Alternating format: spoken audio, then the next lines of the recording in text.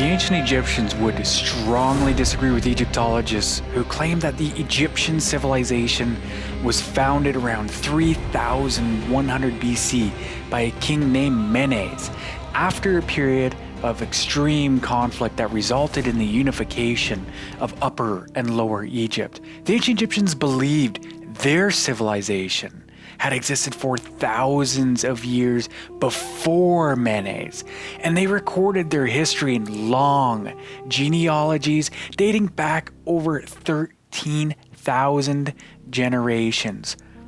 In fact, the ancient Egyptians believed that many of their gods were not mere gods, but historical figures that played physical roles in the development of their civilization.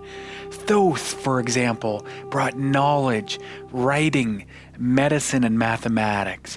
He was celebrated as a giver of civilization, and Osiris was remembered as a living king who ultimately was slaughtered by his own brother, Seth. Ptah was believed by the ancient Egyptians to have given fire to men and was widely worshipped in the area surrounding Memphis. The ancient Egyptians believed this era of the gods lasted for 13,900 years or more. And one of the final gods who ruled during this era was the god through which Egyptian kingship was manifested during the dynastic era.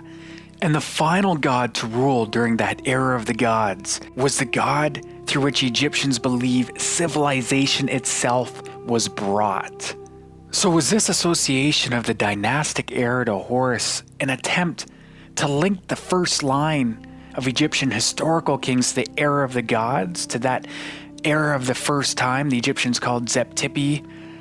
Was it a cultural memory dimmed by the mist of 10,000 years, linking these two important attributes of Egyptian civilization? Is it a coincidence that the final leader of this era was Thoth, the god universally understood in ancient Egypt to be the source of knowledge and civilization? Between the period of the historical kings everyone's aware of, King Tut, Seti I, Ramses II, Khufu, Khafre, Menkaure, between those kings and the mystical rule of Egypt's god kings, there existed a time the ancient Egyptians believed was ruled by the followers of Horus, the Shemshu Hor as they were called. They were considered to be semi-divine, a link between the god kings of Zep Tepi and the mortal rulers of dynastic Egypt, ruling during a magical twilight of the gods, and they transitioned their era to that of mortal men and kings that followed. Using Manetho's chronologies, and remember, he was an Egyptian priest privy to the documentation and knowledge of the ancient Egyptians themselves. He recorded the period of the followers of Horus dating between 4000 BC and about 14,000 BC. So this means the beginning of the rule of the followers of Horus correlated to the end of the last ice age, a period for which there is now overwhelming scientific evidence for a massive global cataclysm.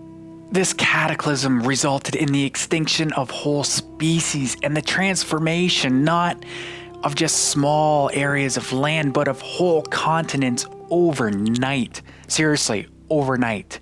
And it wasn't just animals and geology that was affected by this sudden cataclysm. It resulted in the near annihilation of humanity on Earth.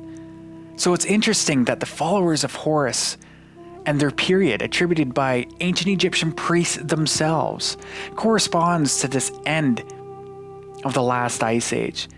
And interestingly, among the followers of Horus, Manetho attributes the spirits of the dead as kings.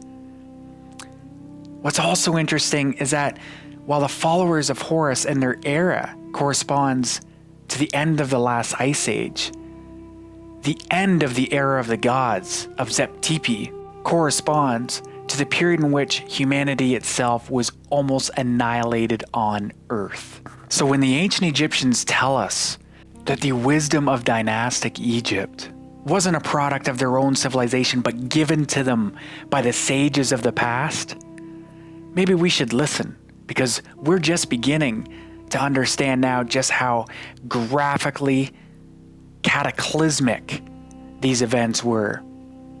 So perhaps there are a bit of cultural memories just shimmering through the mists of time.